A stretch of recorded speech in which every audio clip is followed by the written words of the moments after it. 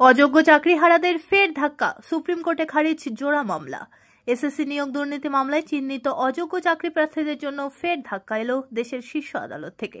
শুক্রবার supreme court তাদের দুটি আবেদনই খারিজ করে জানিয়ে দিল 3 এপ্রিলের রায়ে কোনো বদল হবে না। ওই রায়ের ভিত্তিতেই বাতিল হয়েছিল 2016 সালের সম্পূর্ণ এসএসসি প্যানেল এবং চাকরি হারিয়েছিলেন 25,735 জন।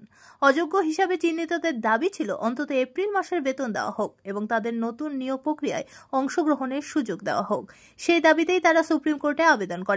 তবে বিচারপতি সঞ্জয় কুমার এবং কেভি বিশ্বনাথনের বেঞ্চে সেই আবেদন খারিজ করে দেওয়া হয়। আদালত জানায়, সিবিআই উদ্ধার করা ওএমআর শিট এবং কমিশনের নম্বরের মধ্যে ফারাক রয়েছে। যারা নিজেদের অযোগ্য নয় বলে দাবি করছে তাদের যুক্তি মানা সম্ভব নয়। চাকরি হারানো প্রার্থীদের পক্ষে সওয়াল করেন মুকুল রোহতগি। তিনি জীবন জীবিকার প্রসঙ্গ টেনে আবেদন করলেও আদালত স্পষ্ট জানিয়ে দেয়, আমরা যোগ্যদের সুযোগ দিয়েছি, অযোগ্যদের নয়।